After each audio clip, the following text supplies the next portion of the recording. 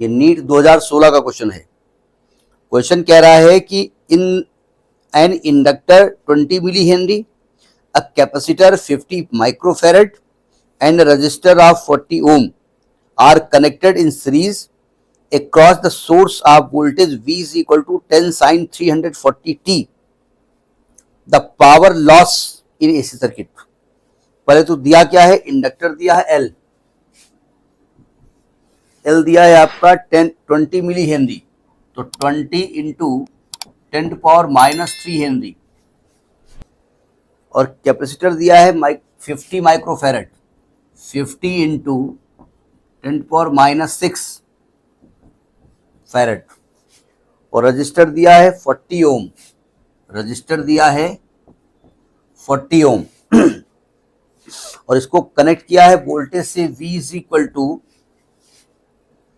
10 sin 340t, 10 sin 340t, यानी कि अगर मैं इसका compare V not sine omega T से कर दूं तो V नॉट की वैल्यू 10 वोल्ट हो जाएगी और ओमेगा की वैल्यू 340 आएगी। अब यूज क्या होगा वो बात की बात है।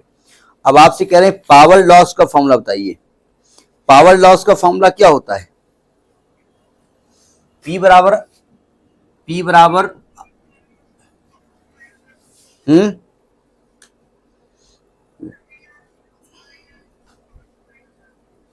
VRMS IRMS cos फाई लगा दें।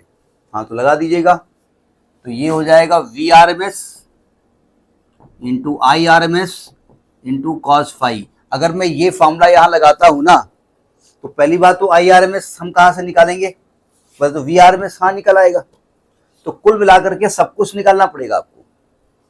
कॉस फाई निकालना पड़ेगा, XZ निकालना पड़ेगा, ठीक है। तो वैल्यू निकालते हैं हम। VRMS पहले निकाल लेते हैं यहां से। VRMS क्या निकलने वाला है, 10/√2, क्यों? और IRMS क्या निकलेगा, अब कहां से निकालेंगे अब IRMS,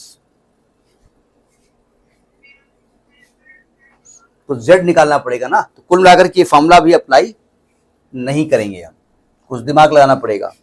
देखो ये VRMS है और ये आपका क्या होता है, V बराबर IR, यानी कि VRMS बाई Z, और cos फाई क्या होता है,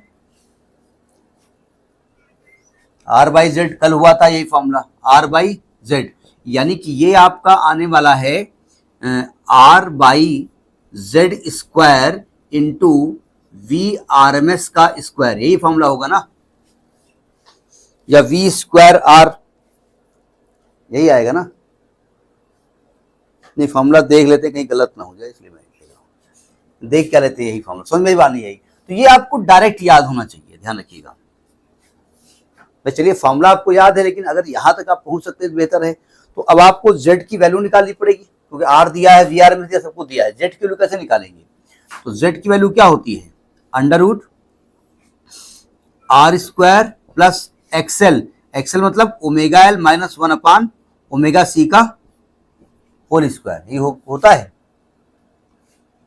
तो यानी कि √R² बोले तो 40 का स्क्वायर यानी 1600 प्लस ओमेगा L, ओमेगा हो गया आपका 340 इंटू L की वैल्यू हो गई 20 इंटू 10⁻³ माइनस 1/ओमेगा हो गया 340, और C की वैल्यू हो गई आपकी 50 इंटू 10⁻⁻6 का होल स्क्वायर। अब ध्यान रखिएगा वैल्यू बड़ी है, कैलकुलेशन आपको करना ही पड़ेगा, ठीक है। हम करने नहीं जा रहे कैलकुलेशन, चिंता ना करिएगा, हम काहे कैलकुलेशन करें, हम तो आंसर वहीं छोड़ देंगे।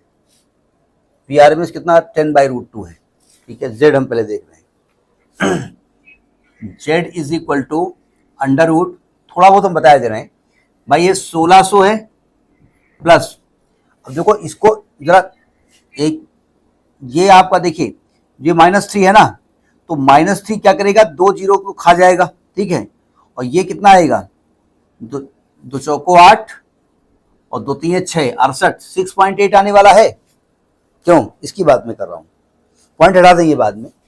68 इन, अच्छा 6.8 लिख दो फिलहाल, माइनस, यहां देखिए ये 10 पावर माइनस 6 है, तो 10 टू पावर 6 ऊपर जाएगा, नीचे 340 इंटू 50 आएगा का होल स्क्वायर। इसको आप कैलकुलेट करेंगे और कैलकुलेट करके यहाँ वैल्यू रखेंगे। वैसे स्क्वायर हट जाएगा, स्क्वायर है, रूट तो हट ही जाना है, ठीक है, रूट हट जाना है। इसको कैलकुलेट करेंगे, इसका स्क्वायर खोलेंगे और इसको खोलने के बाद में इसकी जो वैल्यू आई है वो मैं लिखे दे रहा हूँ फिलहाल। बोले अच्छा ये जूतिया बना रहे हो, ठीक है, मतलब पॉइंट में लाना पड़ेगा आपको। ये 6.8 आया है, ये भी कुछ आएगा वैल्यू, ठीक है। इसको कैलकुलेट करेंगे, 0.46 वॉट लिखा है, ये लगभग 0.46 वॉट आया है। अब ऑप्शन देख लो क्या आ रहा है, ठीक है, ये गलत भी हो सकता है, सही भी हो सकता है, इसको अपने आप करिएगा, मैं कैलकुलेट नहीं कर रहा हूँ, ठीक है। तो ये आपका नीट 2016 का क्वेश्चन है।